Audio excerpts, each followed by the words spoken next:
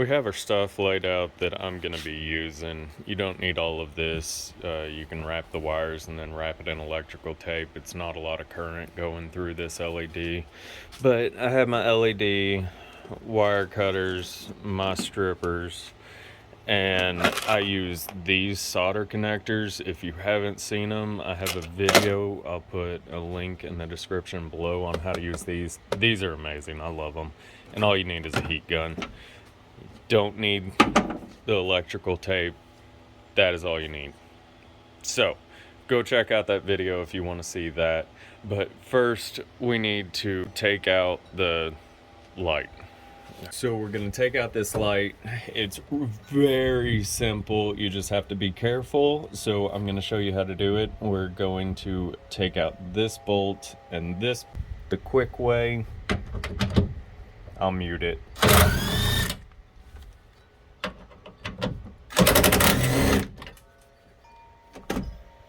Simple enough. Then just to remove this light, see how it's wiggling, but it can still kind of come out. If you're on a different truck and you feel that it won't budge at all, even though you do have the side bolts undone, there might be another bolt hidden up underneath. Just look around where it would be connected. But with the Tacoma, it's pretty simple. You just start at the bottom, kind of pop it out, and you'll have these two connectors that go in right there and in right there. And as you can see, a stick went into my light, and that's why it's dripping everywhere. But we are going to be doing reverse lights, so I don't need this side undone. Already have it. I'll take it out again whenever I replace it, but that ain't today. So put it back in. Just barely push on there. If it's fighting you, then it's not done right. Then you just line the screws, the bolts up. Get them in there a little bit to where you know the thread is running smooth. And then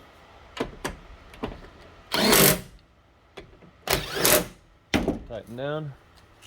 Make sure that everything's lined up nice and that the door will shut fine, which that's lined up with, so it's fine. So we're over here on the driver's side because this is where the main power comes through, and then it spreads and separates to that one, so I just like being on this side first.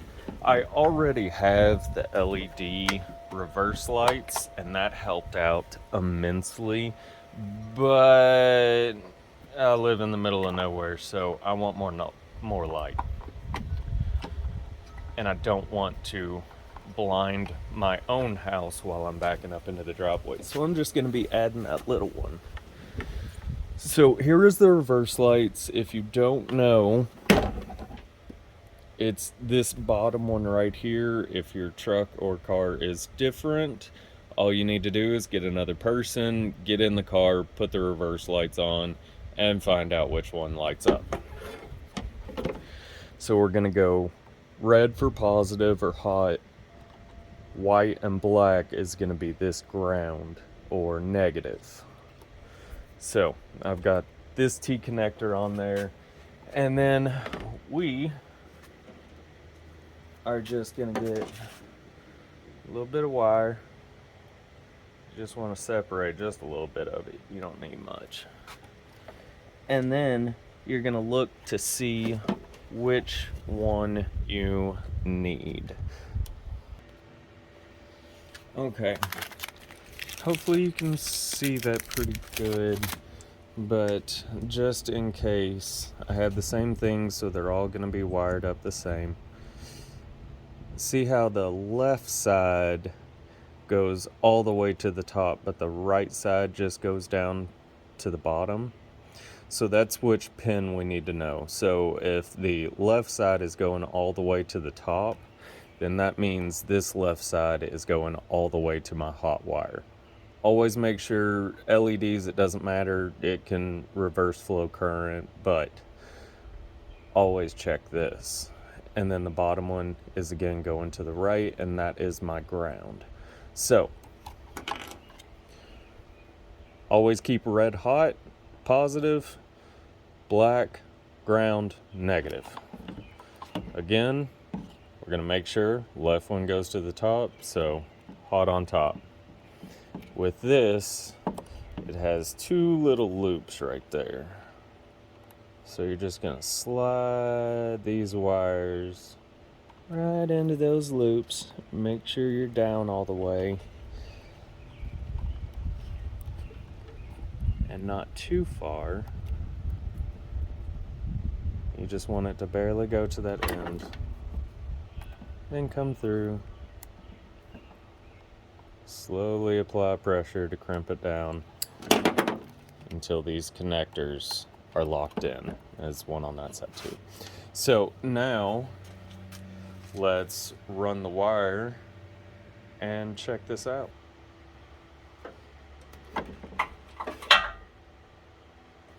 Oh, there goes my stick. So I've thought long and hard about my decision on the two places that I could put it. And there's a hole right here, so I'm just gonna slide that in there and then stick it right hidden in down here. So let's see how that turns out.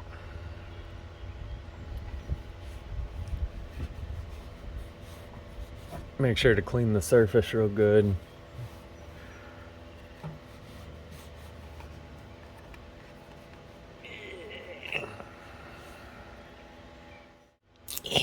There we go. So, you want to make sure it's lined up in there real nice. I'm going to take it right to that edge. And that looks about level. So, then hold it on for about 30 seconds. Now we just need to wire it up. And because I like to have connectors on everything, I'm going to put connectors on this. So since this is coming from the light, I want the male end on the light side connector.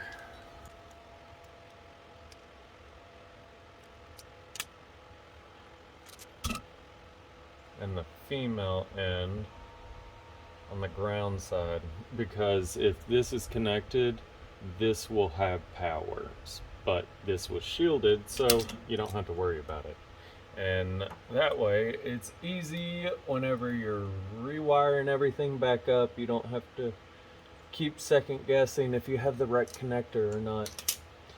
So we have those, and since these are heat shrink, put the heat gun.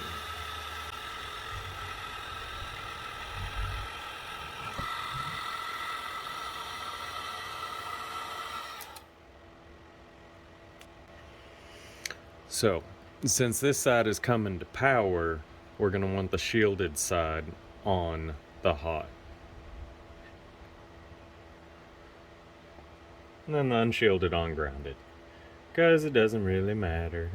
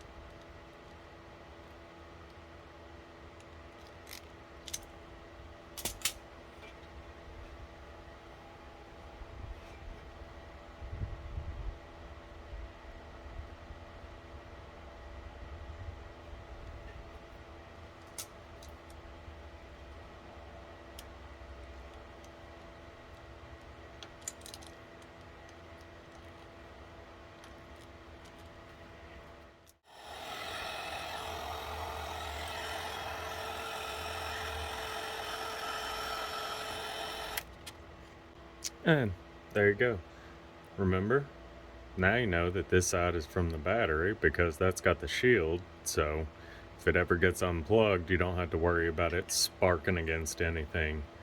This ground's not going to have power, so you're fine there. This ground would have power if this hot was connected, so this one's shielded. So that's how you're going to connect it up. Now you're just going to tuck the wires, hide them, and then test it out.